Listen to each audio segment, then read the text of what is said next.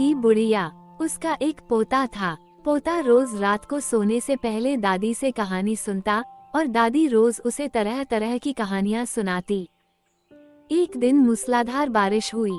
ऐसी बारिश पहले कभी नहीं हुई थी। सारा गांव बारिश से परेशान था। बुढ़िया की झोपड़ी में पानी जगह जगह से टपक रहा था, टिपटिप टिपटिप। इस बात से बेखबर पोता दादी की गोद में लेटा कहानी सुनने के लिए मचल रहा था। तब बुढ़िया बोली, अरे बचवा, का कहानी सुनाए? ई टिप टिपवा से जान बचे तब न।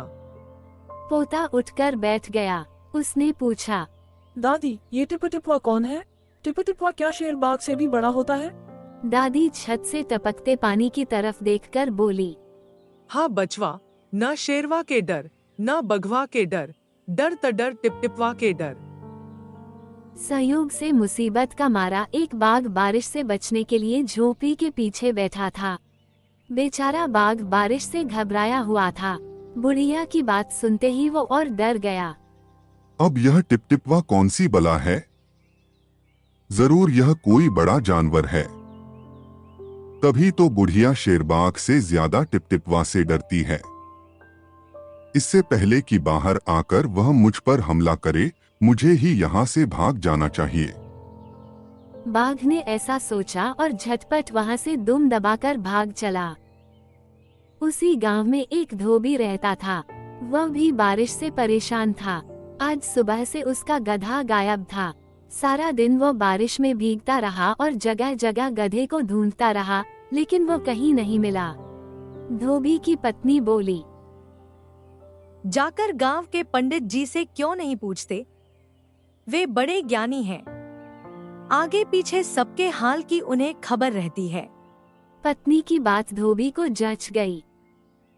अपना मोटा लठ उठाकर वो पंडित जी के घर की तरफ चल पड़ा।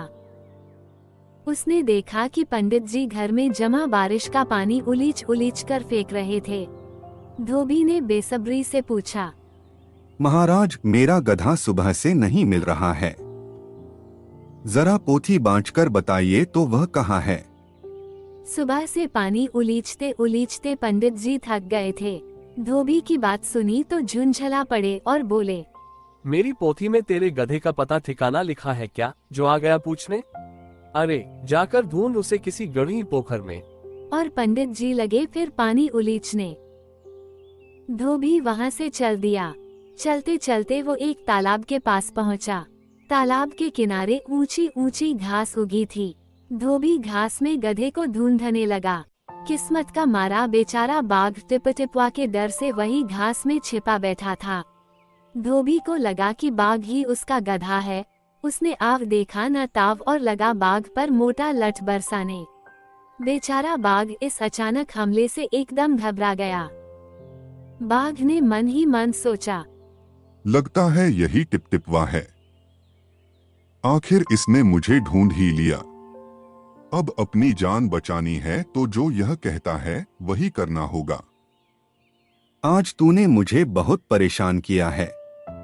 मार मार कर मैं तेरा कचूमर निकाल दूंगा। ऐसा कहकर धोबी ने बाघ का कान पकड़ा और उसे खींचता हुआ घर की तरफ चल दिया। बाघ बिना चू चपड़ किए भीगी बिल्ली बना धोबी के साथ चल दिया। घर पहुंचकर धोबी ने बाघ को खूंटे से बांधा और सोने चला गया।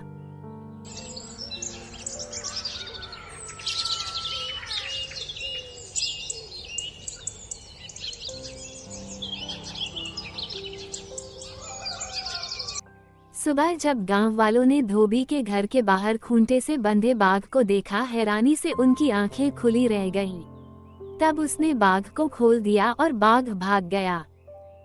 ऐसे ही सुंदर और अच्छे अच्छे कहानियां देखने के लिए चैनल को सब्सक्राइब करें।